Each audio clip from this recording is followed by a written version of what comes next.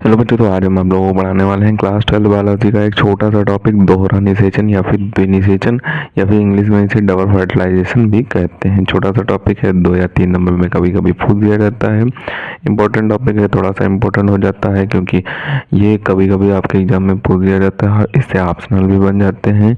और ये वाला जो पुष्पी पाल्बो में लैंगिक जनन वाला है टॉप चैप्टर, उसी से ये टॉपिक लिया गया है। तो इसमें क्या दिया हुआ है उसे देख लेते हैं। तो इसमें दिया हुआ है कि इसमें एक अगुणित नर युग्मक, यानी कि जो अगुणित नर युग्मक होता है, यानी कि सिंगल एन वाला जो नर युग्मक होगा वो अगुणित अंड कोशिका से संयुग्मन करके युग्मनज या जायगोट बनाता है। यानी जो अगुणित नर युग्मक होगा वो अगुणित अंड कोशिका से क्या करेगा, संयुग्मन करेगा। संयुग्मन करने के बाद क्या बनाता है, युग्मनज यानी कि जायगोट बनाता है।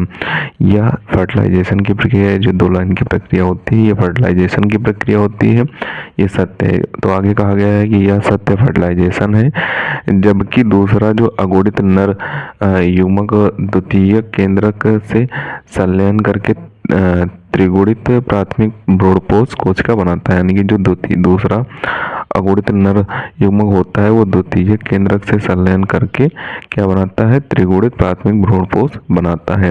अब ये जो त्रिगुणित प्राथमिक भ्रूणपोष बनाता है वो क्या कहलाती है, यह क्रिया कहलाती है त्रिसमयकन कहलाती है। जो क्रिया होती है, जो अगुणित नर युग्मक बनाता है द्वितीय केंद्रक से संलयन करके त्रिगुणित प्राथमिक भ्रूणपोष कोशिका बनाता है, यह प्रक्रिया त्रिसमयकन कहलाती है या फिर त्रिगनिषेचन भी इसे कह सकते हैं। त्रिगनिषेचन कहेंगे। और अगर आपसे त्रिगनिषेचन की प्रक्रिया पूछी जाए तो आप यहाँ से यहाँ तक लिख देंगे तो भी आपका 1 नंबर में ये पूछी जा सकती है, त्रिगनिषेचन की प्रक्रिया। तो आप यहाँ से लिख देंगे और यहाँ तक लिख देंगे तो आपको 1 नंबर मिल जाएगा। 1 या 2 नंबर में पूछे जाते हैं अति लघु उत्तरीय प्रश्न, तो आपको इतना लिख देना है। अब आगे क्या दिया हुआ उसे देख लेते हैं। आगे दिया हुआ है आवृतबीजी में निषेचन क्रिया 2 बार में संपन्न होती है। यानी जो आवृतबीजी पौधे होते हैं उसमें जो निषेचन की प्रक्रिया होती है वो 2 बार संपन्न होती है। एक बार ये वाली प्रक्रिया संपन्न होगी, उसके तुरंत बाद ये वाली प्रक्रिया संपन्न होती है, इसीलिए इसे द्विनिषेचन या फिर दोहरा निषेचन कहते हैं। इसलिए जो प्रक्रिया होती है ये क्या कहलाती है, द्विनिषेचन कहलाती है, दोहरा निषेचन कहलाती है। क्योंकि इसमें जो आवृतबीजी पौधे होते हैं उनमें निषेचन की जो क्रिया होती है 2 बार संपन्न होती है।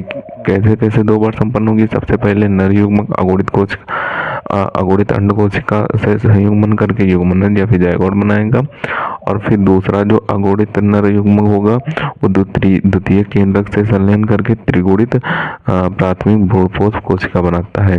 तो ये 2 चरणों में जब संपन्न होगी प्रक्रिया तो इसी को दोहरा निषेचन या फिर द्विनिषेचन या फिर डबल फर्टिलाइजेशन बोलते हैं। तो एक छोटा सा और इम्पोर्टेंट टॉपिक है, तो सबसे पहले आप इसका स्क्रीनशॉट कर लें और इसे आपको अच्छे तरीके से तैयार कर लेना है। मोस्ट इम्पोर्टेंट है, कभी कभी एग्जाम में आपके पूछ दिया जाता है और जब भी ये पूछा जाएगा तो 2 या 3 नंबर में पूछा जाएगा, क्योंकि ये छोटा सा है लेकिन इसमें आपको लिखना ज़्यादा होता है, तो 2 या 3 नंबर में पूछा जाएगा। तो इसे अच्छे तरीके से तैयार कर ले। मिलते हैं किसी नए वीडियो में नए टॉपिक के साथ, तब तक के लिए धन्यवाद।